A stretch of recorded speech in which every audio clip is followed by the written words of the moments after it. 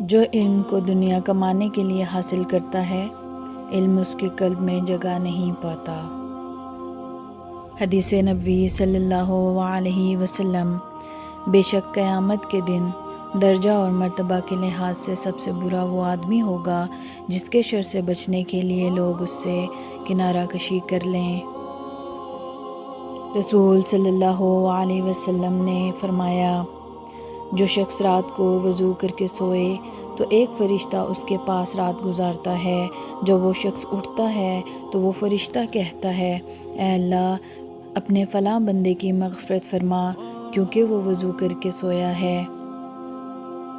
رسول صلی اللہ علیہ وسلم نے فرمایا، جس نے کسی مسلمان کی پردہ پوشی کی، اللہ تعالیٰ قیامت کے دن اس کی پردہ پوشی کرے گا۔ رزق انسان کی تلاش میں رہتا ہے۔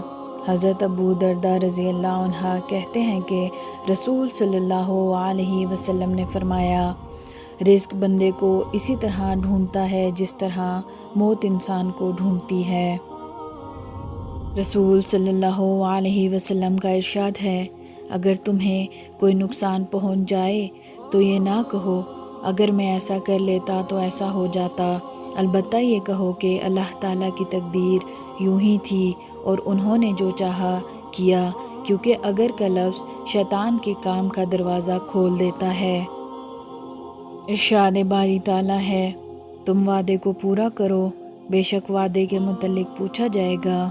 اے ایمان لانے والو، تم معاہدوں کی پابندی کرو۔ نبی کریم صلی اللہ علیہ وسلم نے فرمایا، موت کی آرزو مت کرو، اگر تم نیک ہو تو شاید زیادہ نیکی کر سکو، اور اگر بدکار ہو تو توبہ کر کے اللہ کو راضی کر سکو۔ رسول صلی اللہ علیہ وسلم نے فرمایا، کامل مومن وہ ہے جو خوش اخلاق ہو اور گھر والوں سے نرم سلوک کرنے والا ہو۔ موت کو ہمیشہ یاد رکھو۔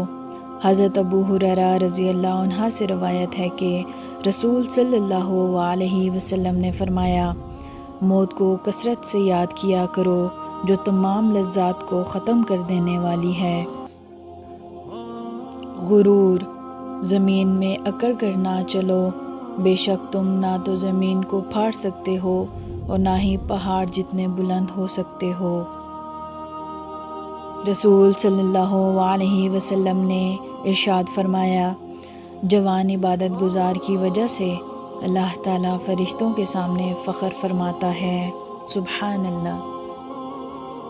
انسانی زندگی میں سب سے برا زمانہ وہ ہے جب لوگ دلیل سے نفرت کرنے لگیں۔